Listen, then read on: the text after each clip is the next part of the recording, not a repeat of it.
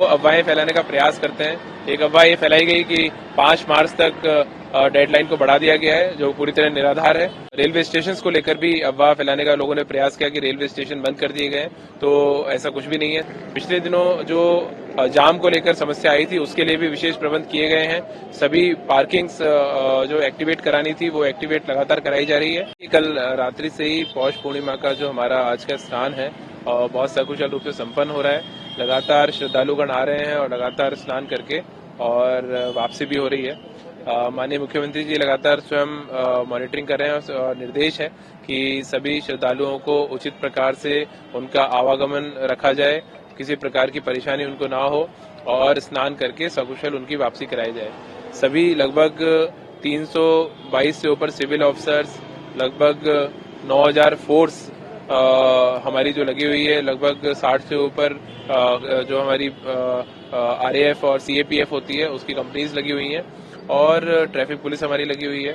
साथ साथ ही हम लोग NCC का, NSS का भी सहयोग और स्वयंसेवी संस्थाएं जो हमारी हैं, सिविल डिफेंस का सहयोग भी हम लोग ले रहे हैं ट्रैफिक मैनेजमेंट के लिए और लगातार श्रद्धालुओं से अपील कर रहे हैं कि सभी लोग जो उनके निर्धारित घाट हैं, जो संगम घाट है, वहां पर जाएं, शांतिपूर्वक सभी स्नान करें और उसके बाद सकुशल उनको लौटाने के लिए सभी अधिकारी, कर्मचारी, पूरा प्रशासन प्रतिबद्ध है, कटिबद्ध है। देखिए, चूंकि ये इतना बड़ा जब आयोजन होता है तो बहुत सारे शरारती तत्व हैं जो अफवाहें फैलाने का प्रयास करते हैं।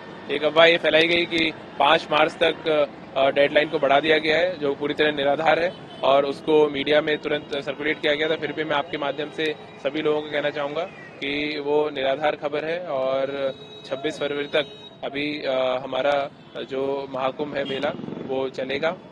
इसके अतिरिक्त रेलवे स्टेशन को लेकर भी अफवाह फैलाने का लोगों ने प्रयास किया कि रेलवे स्टेशन बंद कर दिए गए, तो ऐसा कुछ भी नहीं है। सभी रेलवे स्टेशन सुचारू रूप से चालू हैं।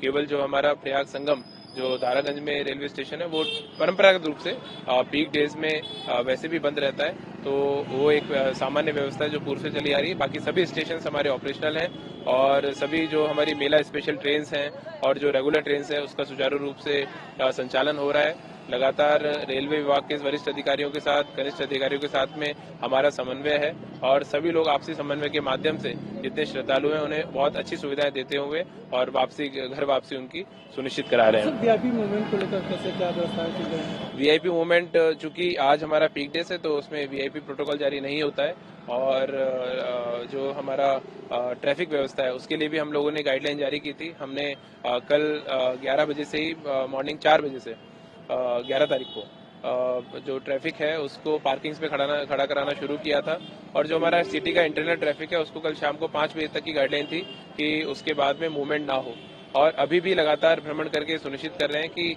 जितना ट्रैफिक मूव कर रहा है, क्योंकि कुछ लोग पहले से होटलों में रहते हैं या कुछ जो हमारे स्थानीय निवासी हैं जिनको आवश्यक कार्यों से जाना होता है, तो केवल वही लोग अभी मूव कर रहे हैं और वो भी अगर यथासंभव निकट तक पार्किंग में खड़ा करें।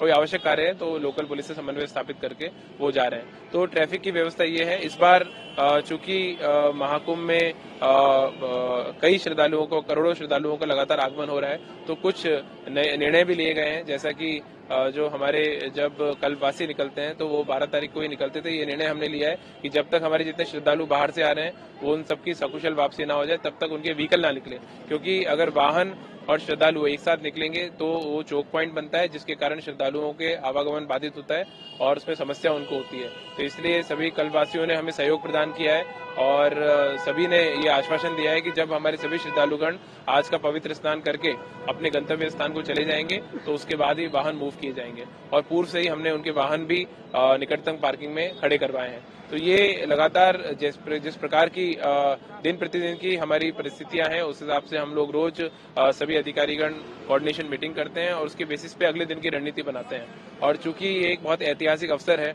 प्रत्येक पूरे भारतवर्ष से प्रत्येक जन महाकुंभ में प्रतिभाग करने को लेकर लालायित है और ये उत्तर प्रदेश प्रशासन और माननीय मुख्यमंत्री जी के निर्देशन में हम सभी लोग पूरी तरह कटिबद्ध और प्रतिबद्ध हैं कि बिल्कुल भी असुविधा हुए दिए बिना सभी लोगों का स्नान हम सकुशल संपन्न कराएं।